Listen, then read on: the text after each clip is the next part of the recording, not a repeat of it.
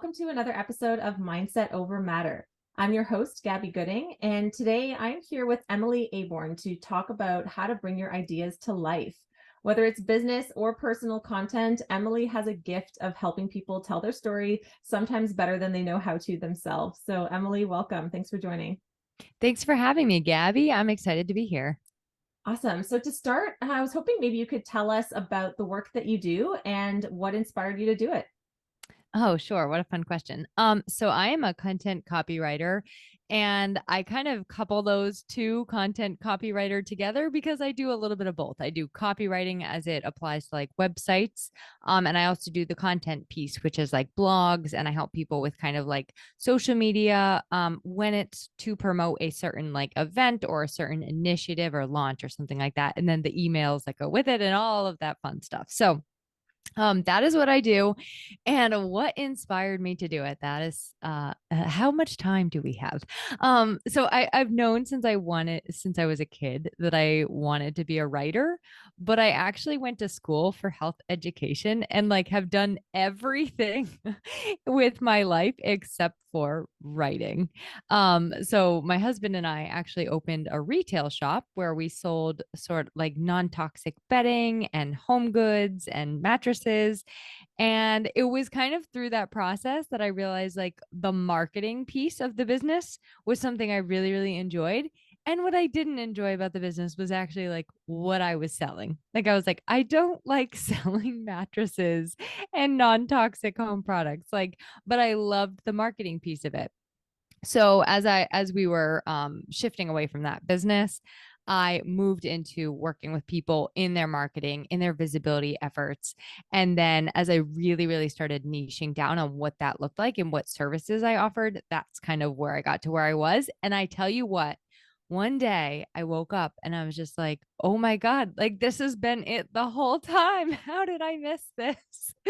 So I won't even tell you how old I am and how many iterations of like work and career that I have had. And then literally one day it just all was like, oh, this has been it the entire time. So I feel like I finally have sunk in to what I was meant to do my whole life. That's awesome. And just as a side note question, and if you feel free to not respond if it's too offside, but you know, I love what you said that you did everything except writing. And I don't mean that I love it because that happened to you, but just because I feel like that's a common experience. And I can relate to that too, where when I was starting my adulting and my entry into the working world, for some reason, I felt the need to ignore the things that I actually really enjoyed in my younger years in high school and things like that.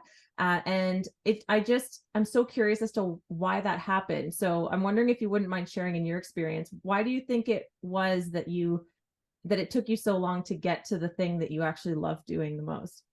I love this. So a couple things. First of all, I mean I was writing, like I always wrote. I always wrote blogs and I literally have been writing blogs like since they existed. I think the first one was like MySpace or Blogger or something like that.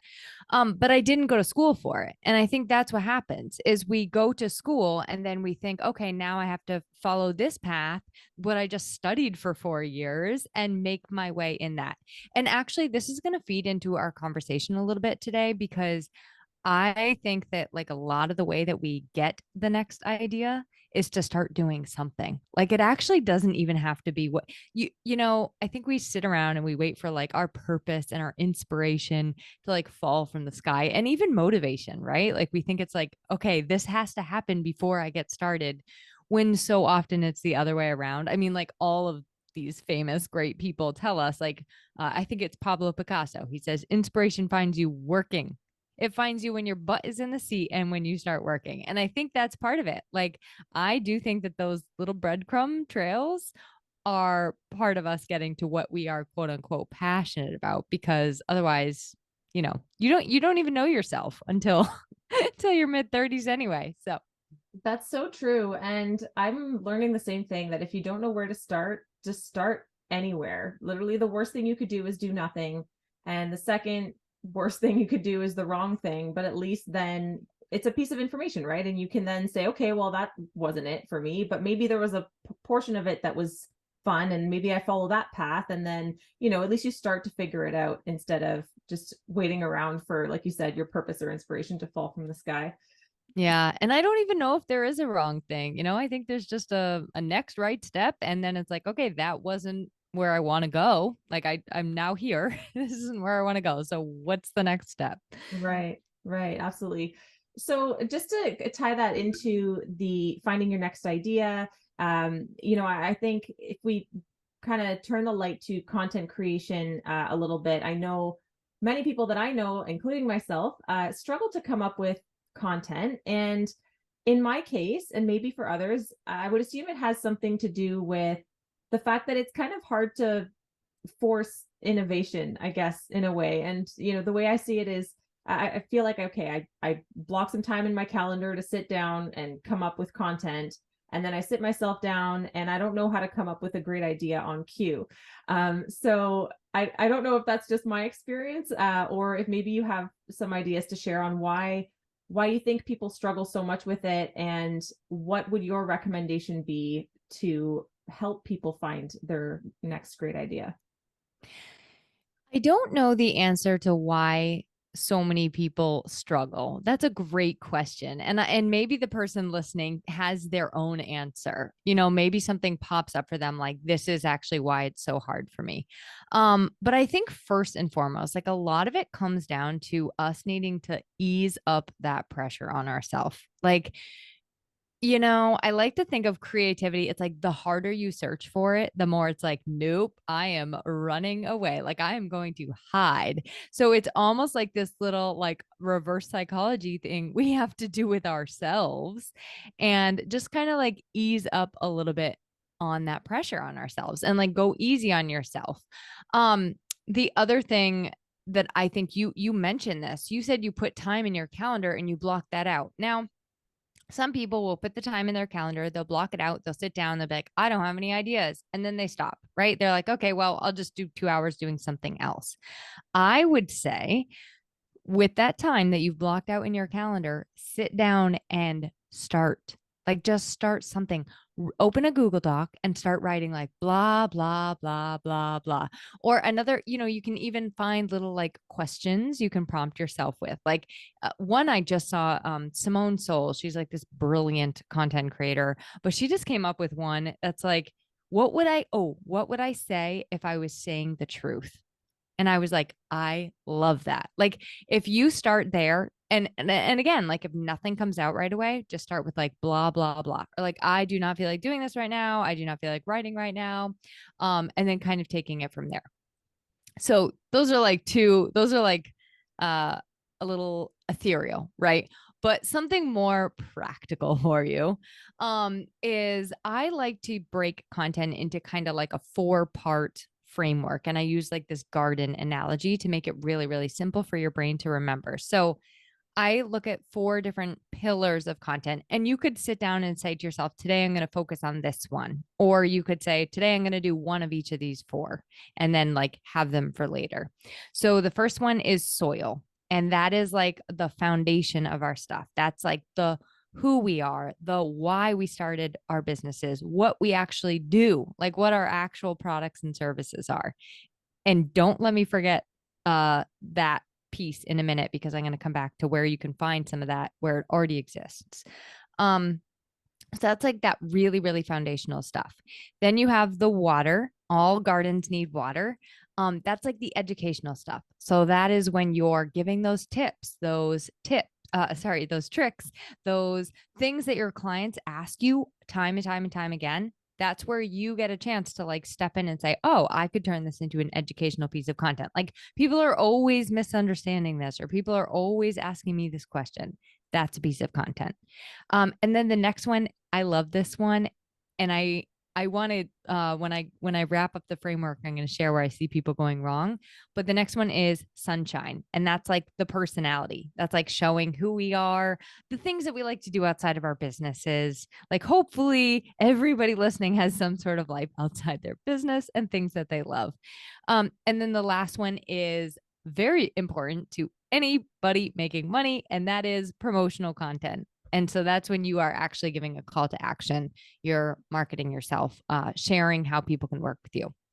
So where I see people going wrong is they tap into one category like way too much and forget about those other three. And that is actually a little uninspiring. Like when you're sitting down and you're creating something and all you do, like what you think you need to do is just keep on creating like promotional content. Like, oh, I can't think of anything promotional to say. It's like, well, what if you just share about like this amazing hike you went on with your dog instead, like, or, oh, I need to share something educational or helpful today. Well, again, what if it's just like this thing that you need to promote in your business? So I see people kind of like leaning into one category really, really heavy. And then you, as a content consumer, you look at them and you're like, wow, they go on a lot of hikes with their dog, but I have no idea how to give them money. Or they are constantly selling me something and I have no idea who they are. So it's thinking like that. Um, and one idea for getting content from these places is one, your conversations with your customers and your clients. Like your customers and your clients kind of are a great source of content because they're asking you questions, they're coming to you with like struggles and challenges, which every single time somebody mentions a struggle or challenge, it's like, oh, well, that's a piece of content I can speak to. And then the other place I love to go digging, you don't really have to dig too far, is your own website. Like there's so much fabulous stuff on your website that already exists. And like, no offense to anybody out there, but even if you have a great copywriter write your website, nobody reads your whole website. It's so sad. It's like all this fantastic content. It's our very best. It's like we put our best foot forward on our website. Not everybody is reading it all. So you can like do a little scavenger hunt on your own website and go find some of those pieces of content that are already there. And so often I find like when I do go searching for those things on my own, I'm like, oh, that gave me another idea. That gave me another idea. Or I could talk about this in 3 other different ways. So that's just sort of like, I'm sure you have a question now, so I'm going to stop talking. Yeah, well, just one very quick follow-up question is, would you say that each of these four should be equally weighted in terms of how much content we put out for each, or I'm is sure there's like some sort of super magical formula that's not just like 25% in each one, but I want you to make this really, really easy on yourself because the last thing I want is for people to sit there like with their, calculator trying to figure this out. So yeah, we'd just split okay? it up evenly. And it's not something you have to literally sit down and be like rigid about, but I like to look at like, wow, all I have done is shared pictures of my dog sleeping this week. Like this, I need to put something else out there. Or, maybe all I've done is sold people things for an entire week or like said, like, go read my blog, go listen to my podcast. Like maybe I need to sprinkle in some sunshine. So that's how I like to think of it, is like just kind of an internal gut check. And another way to do this is to look at your own stuff and be like, would I follow myself? Like, am I interesting? Am I showing that I am like a well-rounded business and I'm giving information and insights, but also showing me as the business owner? Right. Yeah, no, it's a good framework just to be able to check in with yourself, right? To see, okay, if you think of it as a stool with four legs, am I going to tip over, or am I okay if with an equal amount of content from each of the categories?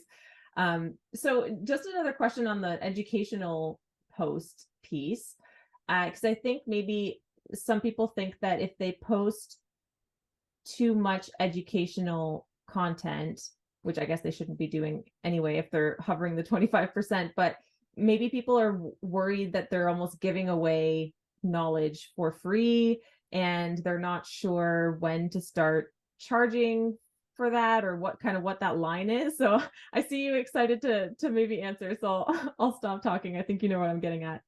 That's like my favorite question. I feel like I've said that about all your questions, but I love it because I'm under the mindset And I'm sure that the school of thought goes both ways. I'm out of the mindset that you can give a whole lot of information away, like spoon fed piece by piece by piece, and people will still work for you. I'm sure that, or work with you. Sorry.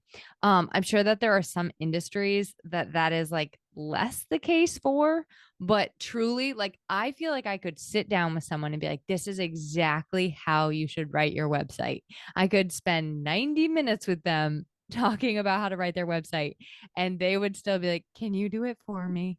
Like, I don't want to do it.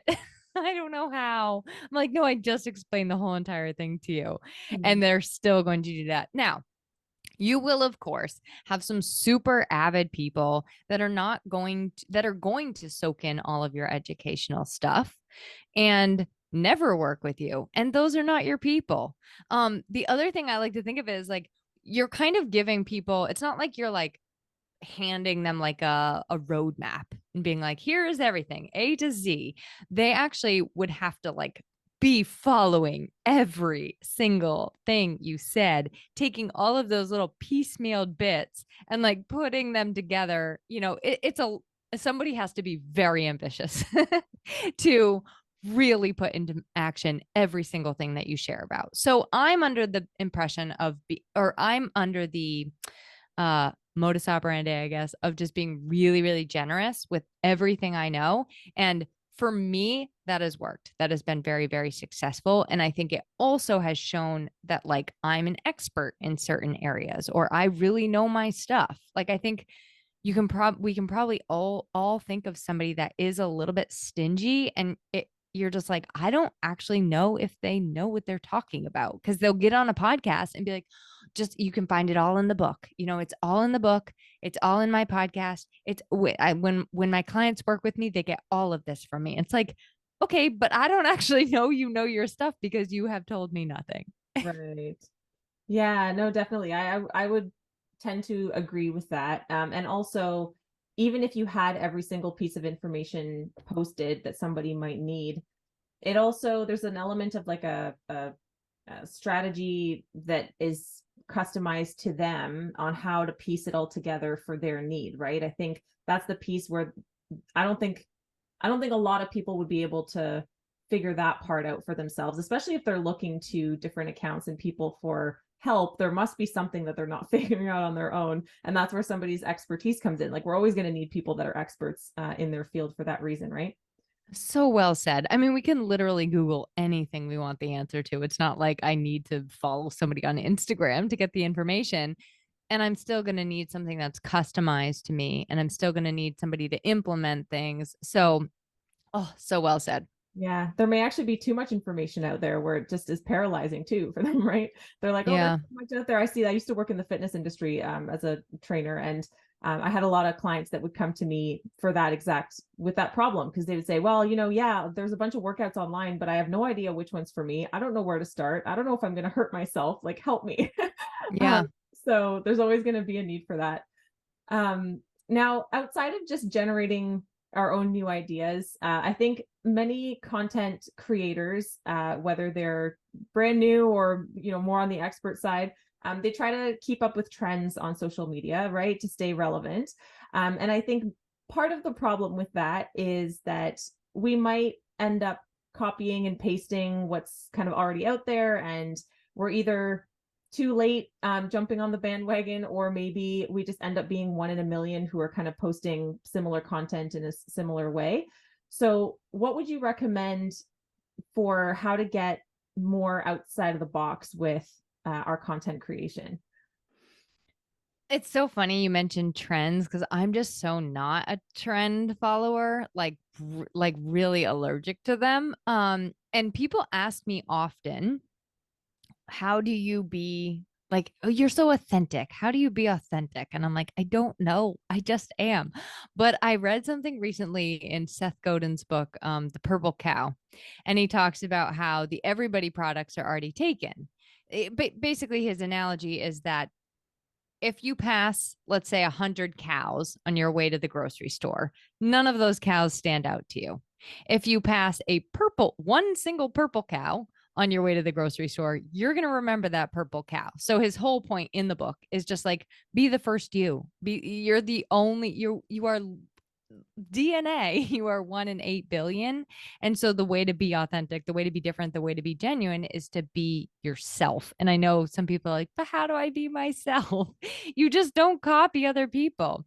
Or if if you do look at those trends and you want to do something with them, I think some people, what I see them doing is sharing like what they don't like about a trend, or like what they don't agree with about a certain thing. So that's one way to do it. But I would say get really, really clear for yourself on like what feels good, like what is actually aligned for you to do and the way that you put yourself out there, and what's not. Because I'll give you an example, a personal example.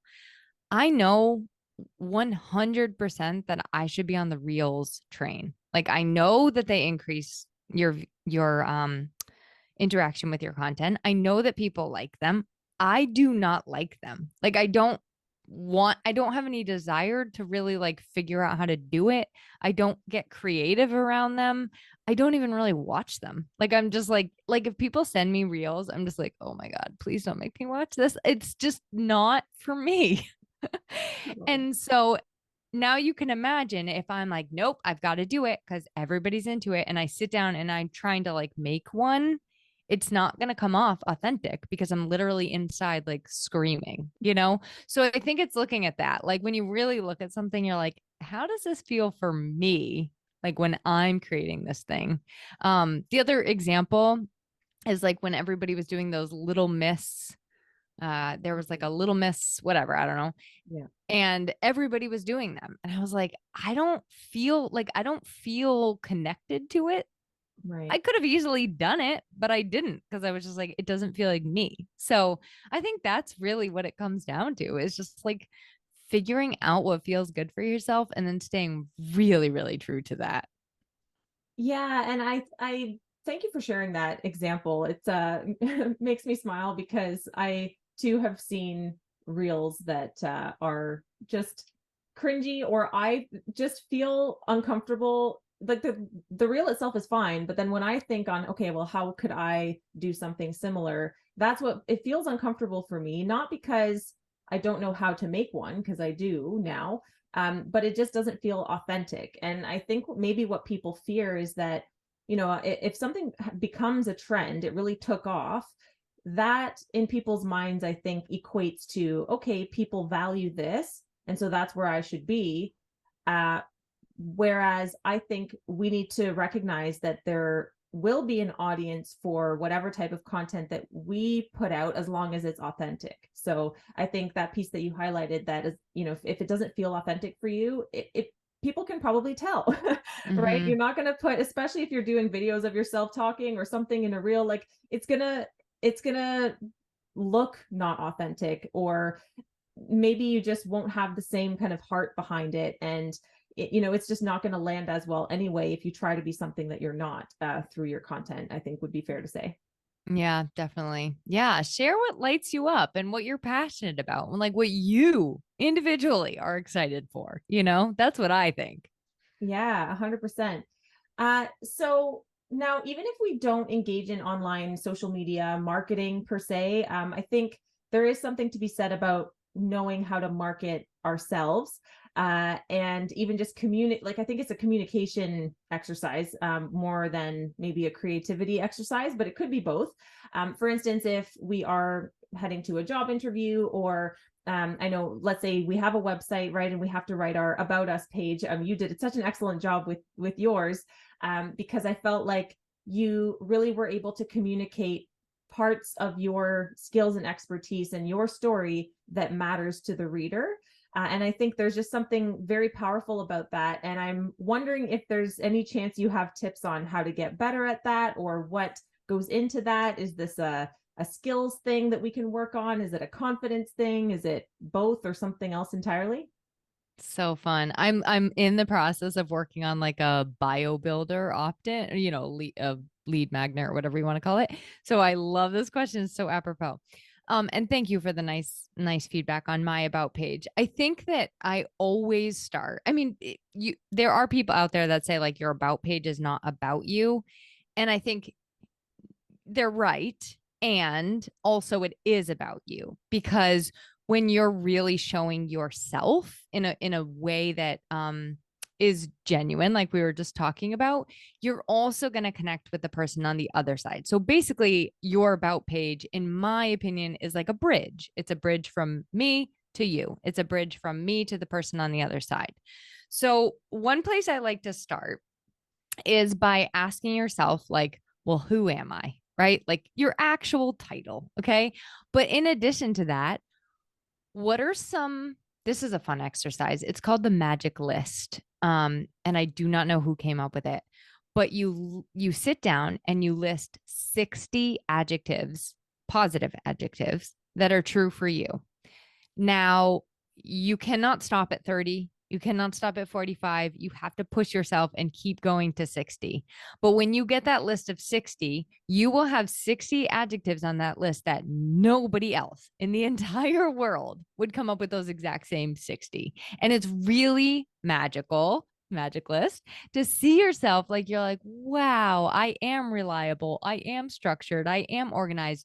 And they're like really human characteristics. Like they're not like, I'm a, I can't think of one that's not, but they're very like human things. And that's what we want to do. Like we want to show the human characteristics of ourselves: warm, approachable, loyal, enthusiastic, compassionate.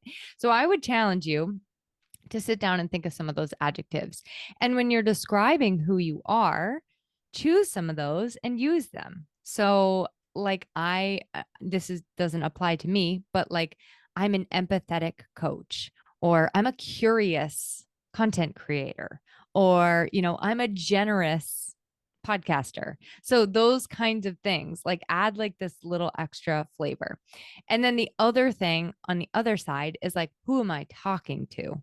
So who do I work with? Right. So like I work with, I'll give you an example for the She Built This podcast that I have. I say it's for women entrepreneurs and the people in their life who support them. So it's like very clear, like it's for these people and also people that want to like build up women entrepreneurs, or they're passionate about women entrepreneurs. So asking who is on the other side, and then like really what makes you unique. Like anybody, I mean, there are a lot of podcasters, there are a lot of writers, there are a lot of fitness coaches. Like, what makes me different? What am I doing differently? Or what's my unique approach? So I think those three things, like, I don't want to overwhelm you, but I think those three things to start with: who am I? Who am I talking to? And then how do I do it differently? Like, what is my unique approach? I think those are a really, really good way to start. And of course, I will always be a fan of tossing in some sort of fun fact. Like, one of my things is like, I love socks. Like, I am obsessed with a comfortable, good pair of socks. So in my bio or in my fun facts, I put like, I love socks. I haven't gone skydiving yet in my life, but I would like to before I'm 40. So things like that, because people will, oh my God, like I get so many responses like this in my emails. People will write back and be like, me too, with like this most random fun fact. So I say the more of you can put into that and still be making sure that you're speaking to the person on the other side, that is the recipe, in my opinion, to a good about page. Yeah, and thanks for that. And it's interesting that you a lot of the things that you shared are very human. Like a lot of the words that you've used, I just wanted to highlight some of them.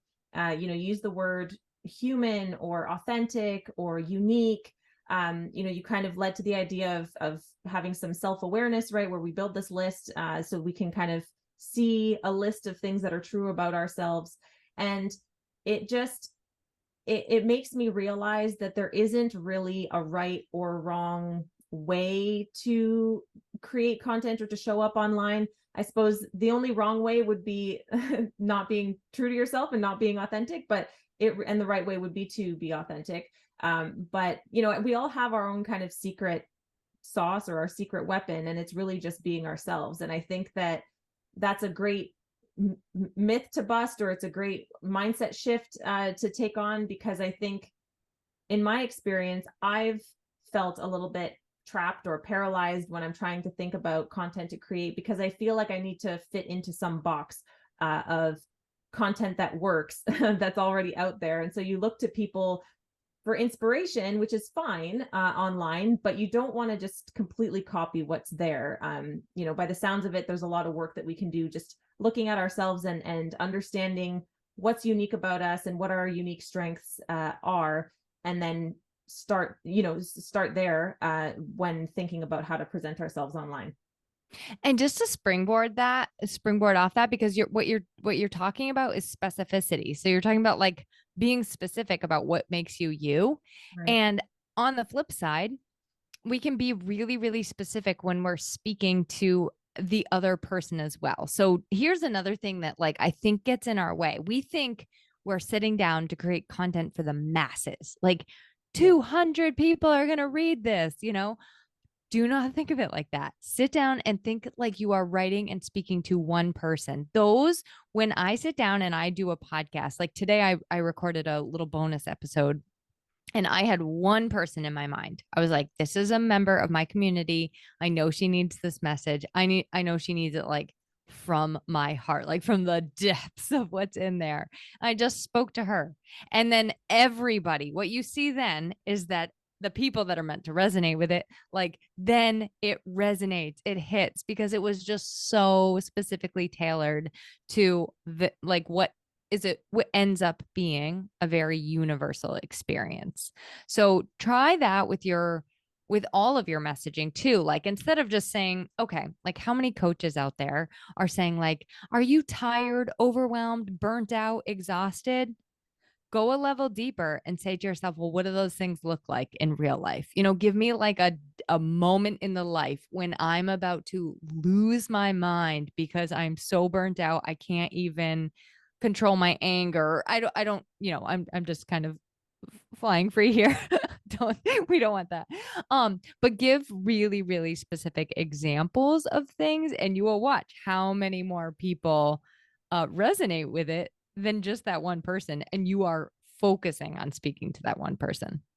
Yeah, I love that piece of advice. Thank you for that, because you're right. There's so much vague content out there, and it's really hard to connect with it. And I think maybe part of the fear of being specific like that and thinking about a moment in somebody's day or in your own day, if you've experienced burnout or overwhelm, is that you think, well, I mean, we're not a fly on the wall in everybody's home and life. So we don't see that they have maybe very similar experiences. And you think to yourself, oh, well, maybe that's the only experience I know is my own, that, okay, I come home and I do XYZ because I'm tired. But it feels a little bit risky, but to your point, the fact alone that it's that specific will help that connection piece. Like people will connect with it. And then you literally will be surprised at how many others actually have a similar experience. And even if it's fewer people that it'll reach it so much deeper that you're actually going to have some kind of meaningful connection out of it, which is really, really good. I'll give you a funny example so that people can really visualize. I like to like explain things different ways. So I know when I'm in a rush in the morning or whenever I'm rushing, I brush my teeth and I leave this giant glob of toothpaste in the sink. Like I don't rinse it out, right? So I might use that as an example, maybe in a story, maybe it's just like in a little piece of content, but I can instantly see the person responding and saying, oh, when I'm in a rush, I do this, or when I'm in a rush, I do this, so like people can all visualize that glob of toothpaste in the sink. The feeling. You're just like, I don't even have time to rinse out the sink because I'm in such a rush or I'm so overwhelmed. So I guess that's what I'm talking about. It's just like using those really, really tangible, like don't get lost in the weeds of details. Like you don't have to go on like some, journey from when you were like 5 years old, but do give them enough details to keep it interesting and relatable because we can all relate to something like that in our lives. Right. No, absolutely. So just to kind of wrap up, Emily, thank you so much for everything you've shared so far. One last question that I like to ask folks is, in general, not just necessarily work related, but in general in your life, what's a lesson that you wish that you had learned sooner? Oh man, I mean it's both work related and not. But I think it would be to quiet the outside noise a little bit more, all of those outside voices, all of those expectations that I have allowed other people to place on me, and to get really, really clear on like what I'm feeling before taking a step forward. Mm, that's very good advice. Awesome. And that'll definitely affect all parts of life. So, and I can already tell a lot of people will relate to that. Um, so thank you so much, Emily, for this conversation. I learned a lot and I got some great advice. I know my listeners did as well. I do like to thank our listeners, as always, for their time and attention also. And please make sure to check us out online and subscribe to Mindset Over Matter, as well as Emily's podcast. I'm going to turn it over to you in a second, Emily, to share where we can find you online. Yeah, make sure to subscribe and follow along so you don't miss out on more amazing content like what we saw today with Emily. So last question before we wrap up, Emily, where can people find you online? Thank you. And thanks so much for having me. This was really fun. The easiest place to find the podcasts and basically everything that I cook up is just emilyaborn.com. And that's acorn with a B. So emilyaborn.com. Awesome. Well, thank you so much once again, Emily, and take care. Thank you, Gabby.